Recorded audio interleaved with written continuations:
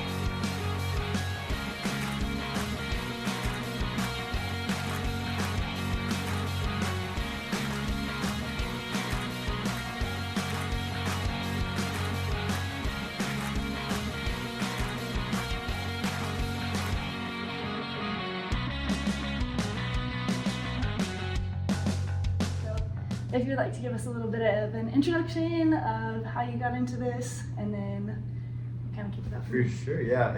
I'm gonna try to condense it as much as I can. Kind of a long Okay. story, but I'll That's make it okay. short as I can. That's okay. I've been drawing since I was like 5. Just always really interested in nature and images, and yeah, just started sketching like dolphins and sea life. Sharks was really what I was interested in, and that evolved to like sports logos and then Pokemon and skateboard graphics, and I was just always drawing and kind of excelled in art. Took art all through high school. Didn't decide to pursue it in college based off of family influences and Yeah. societal pressures to have a stable kind of career path. Yep. I went to study communication arts in film, so it was still creative, telling stories, that sort of thing. I did become quite disillusioned, like probably halfway through my college career, and at that point I was like drawing and painting in all my free time, like after class and all that. Yeah. Meanwhile, my sister was dating this graffiti artist in Milwaukee that was also like a heavy inspiration on my creativity, like just like saw how creative and passionate he was and what he was doing, and it kind of just like fueled me to do that as well. And yeah, I graduated school and decided to move to New Orleans to pursue visual arts, and I was kind of hell-bent on learning how to spray paint and do murals and that sort of thing, which I did. I fell into like a really cool community of graffiti writers and muralists, artists of all kinds. I was pursuing that and working in restaurants, bartending and waiting tables until the pandemic, and at that point I had begun to date pretty seriously a girl who had been tattooing for 10 years. She had made jokes about teaching me how to tattoo, but was very weary about how that would affect the relationship and the seriousness of it all. But the pandemic happened, and I was out of work for 3 months just drawing every day. I started drawing with ballpoint pens, which was very similar to how I drew in high school with like lead pencils and stuff, but a little different. And I was just drawing every day and like just committed to not going back to a restaurant job. Yeah. Whatever I had to do. It was like that fall of 2020 after the pandemic had started, and she was like, "Do you want to start coming to work with me and just like learning, and you can watch and whatever?" And so I was like, "Hell yeah!" And Nice. I did that for 10 months before I even picked up a tattoo machine. Oh wow. Just like watching her, learning how to set up, learning how to break down, just everything, and then drawing the whole time while I was there, just drawing. And and then finally I started, and here I am, kind of an unorthodox path into it, but everybody has a different path. Exactly. What were some of the skills, I guess the most difficult skill to pick up as you were watching that you were like, okay, this is going to take some time to get used to? Well, she made it look really easy. Nice. So it was definitely a big confidence blow the first time I actually picked up a tattoo machine and tried to pull a line. Because like when you're drawing on a piece of paper, you can make a line and it doesn't matter like really the pressure and but when you're on somebody's skin with a needle and you can't go too deep, you also don't want to go too light because it's going to come out, so you have to maintain this constant pressure when you're making these lines, and at the same time you're trying to pull it clean so the line is crisp and nice, not shaky. And so that was definitely the biggest skill, is just like having this vibrating piece of metal in your hand and just trying to get it at the right depth to make a clean line. Yeah, that's impressive. Yeah, and it's hard. I still struggle with it from time to time. Usually, And it probably takes a lot of focus too to like really like make sure it's precise. So how long have you been with a gun in your hand? Only about 2.5 years. Okay. Yeah. And you feel like from the beginning to where you are now, there was like a exponential increase in your skill and your like confidence, or has it been like a slow plod? It's honestly very up and down, and I was told that by some very experienced tattooers, getting tattooed and just talking, oh, I'm about to start, kind of nervous, do you have any advice? And it's like, dude, some days you're gonna feel like a rock star and some days you're gonna have no idea. You're gonna feel like you have no idea what you're doing.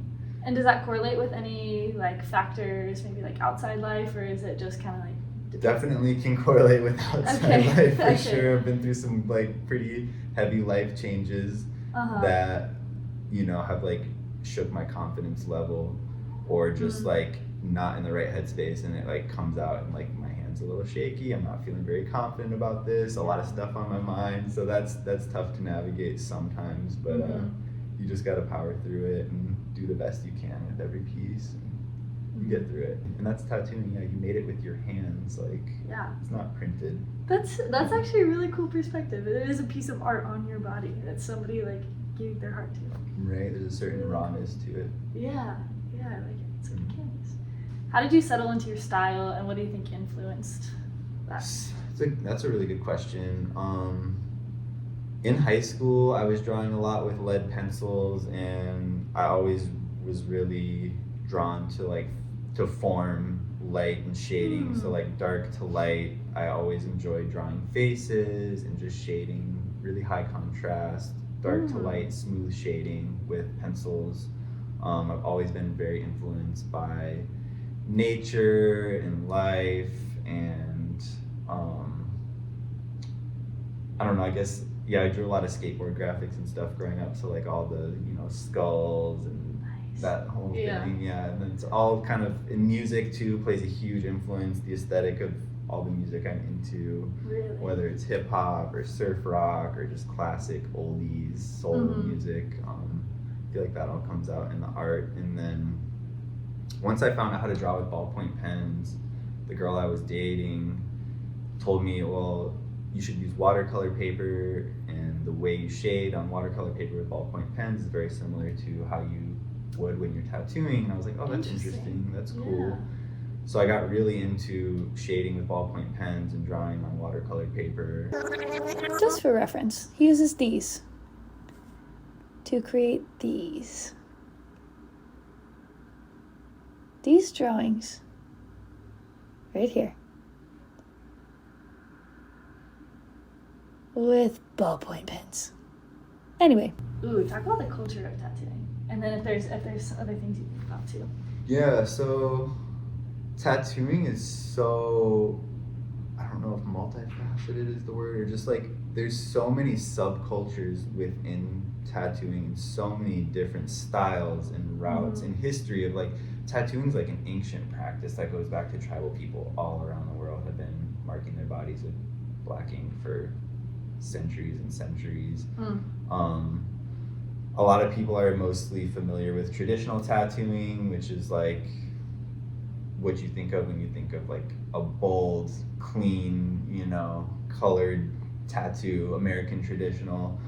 But even then, traditional tattooing can go back to like the early 20th century in Europe and in America, and then you have the whole prison tattoo culture, which my style is heavily influenced from techniques of that culture, the fine line, black and gray, more of the fine single needle stuff, and that's like a whole West Coast USA regional thing. And then I don't know, there's just it's interesting. Like tattooing used to be very closed off, very like gate kept, very underground for decades and centuries, and and then in the 21st century, probably the last 20 years, with the TV shows and Instagram, it's become way more commercialized and popularized, and you'll hear like old school tattooers, and everybody has an opinion on it about whether it's good for tattooing or bad for tattooing, and they all talk about how the market is more saturated now than it has ever been, but also the skill level and the work coming out is crazier than it's ever been too. There's just it's a crazy industry with a lot of history, and I don't know if I'm the best person to really speak on all of it. I actually know I'm not. That's okay. I'll say that, That's but okay. I do want to honor a lot of the traditions of tattooing, the good part, because there's a lot of like very machismo kind of like the gatekeepy stuff, which is on its way out, which I think is for the best, and a lot of other people do as well. But just like the sacredness of it, and just like honoring the old art and the classic imagery. I think a lot of that stuff is just classic for a reason. The butterflies, the roses, the skulls, the ladies, the sacred hearts, and all the religious imagery. Like, I think that stuff is timeless, and it's something I want to keep going and honor in my work, for sure. That's cool. I hope that answers the question good. Yeah, that was good insight into like what the, I guess, transformation of tattooing, because it used to be so taboo, and now it's something that like people really embrace. What is the favorite piece that you've either done or drawn and have yet to do? A favorite piece? Probably just the pieces that I've done on the people closest to me have been like the most special. I recently tattooed my mom for the first time. Wow. That was crazy. I grew up hearing her kind of talk shit about tattoos and that's permanent, like that's gonna be on you when you're older, it's gonna look like shit, blah blah blah, please don't do that to your body. And that was when I was really young, growing up. And as I've gotten older and I've exposed her to more of the culture and the beauty of it, she's been more accepting. So to give her first tattoo was pretty incredible. And like my best friends are all covered in my tattoos by now, and that's always so special. So that's really cool. I guess it's more about the experience and than the actual piece. For me, but not to say like there's been some clients where I've done some tattoos. Like recently, my friend Ethan, I got to do this tiger on him, and it was just like this classic, like traditional kind of looking tiger, and I like pre-drew it and shaded it on paper before I did it. Like did my homework, studied a whole bunch, looked at so many tigers, and kind of like drew elements from all the different styles I like, whether it was like the traditional or the more fine line stuff, and kind of like made it my own. So it's really special to do stuff like that, and just really like have a piece you're excited about, do the homework, put your kind of flavor, spin on it, and then execute it, and when it comes out good, you're just really stoked. Yeah, that is sweet. Anything you feel like is important to you in your lifestyle? Like a key component of what makes this possible? Freedom is huge. Freedom's huge. Like, I don't know, when I was going to college and I was bartending, waiting tables, I was like, oh, this is cool. Like, I still had a job, but it wasn't like a serious job. I could like make my art, make my money. It was like, and then I was like, I don't think I'm cut out for 9 to 5, like very traditional, like rigid schedule. I like this like fluid flexibility of maybe I'll work 9 days in a row and then have a week off, and then I'll get to draw and kind of rest and do my thing, and then maybe work another 5 days. And it's like, it's not this structured, tethered thing. It's just very free, and it's always fluid and changing, and I think that's exciting and interesting. For me, I like that. I know some people that's very scary, and like they like the structure and whatever, but I think it works really well for me. And so far I've been on this kind of alternative artistic journey since before the pandemic, I guess you could say, but past 3 years, and I feel like I'm living the dream, my Yeah. dream anyway. Yeah. Yeah. Just living in New Orleans and creating and being my own boss, and yeah, trying to make it work. It comes with ups and downs for sure, and a lot of uncertainty and that sort of thing. But I have faith. I'm gonna ride it out. And, Yeah. just keep pushing, keep doing the best I can, and yeah, I love it. Yeah, it's one way to learn about yourself is to just throw yourself out there and figure it out. Yeah, for sure. You see what you're made of, and it's really cool. I know, and it brings it out of you too, because Yes. yeah, there's always gonna be doubts and stuff, but Mm-hmm. keep pushing with each setback, and you make some progress, and you'll kind of prove to yourself what you are capable of. Sometimes you're capable of way more than you ever thought, and that's how you grow. That's what growth is. Mm-hmm. Yeah. What's something that you've like impressed yourself with? Something I'm impressing Yeah. myself with. So like trying to make this happen is demanding and it's uncomfortable. So what is something that's like come out, a characteristic that's like appeared, or a skill that's sharpened because of putting yourself in this? I guess just like interacting with so many different people, and that can even go back to before I started bartending and waiting tables, because before that I feel like I was even more just like intimidated, a little bit shy, antisocial. Really? And then being behind a bar or like approaching a table, just getting to know how to talk to people that you've never met, really kind of like brought me out of my shell and taught me a lot about just how to interact with the public. And transferring that into tattooing has been like kind of a natural progression. Tattooing's even more intimate and more like you're putting your hands all over somebody, like you're doing that for hours at a time sometimes, and that was kind of intimidating before I started. But to kind of just be thrown into that, where it's like, okay, I'm gonna have to like be all up on you, touching you, and just getting thrown into it. Like, I don't know, I think I've really come out of my shell a lot in that regard, and impressed myself, and it's just become more natural to the point where it's like second nature at this point. So yeah, I think that. It's great to interact with people on such an intimate level. It's really special, and a huge transfer of energy, and just to be able to give them something that makes them feel more like themselves in their skin is super special. Yeah, for sure. The last question is always a piece of advice, words of wisdom you give anybody that's pursuing their dream. Yeah, piece of advice. I feel like everything I say is gonna be cliche. That's what it's for though, because it's always like the simple stuff that everybody says that you don't get it until you do it, and then you're like, oh, it resonates with me now, Yeah, I think there's like, you're always like, when you have this dream or you want to make something happen in an unorthodox way, there's always going to be people that have this more traditional mindset that are going to give you little backhanded little comments, like, are you sure? Yeah. Is that really gonna work? Like, is that, like, and that I went through a lot of that, like, before I started tattooing. I was just doing commissions and murals and stuff, and you really just have to just, what's the word? You really have to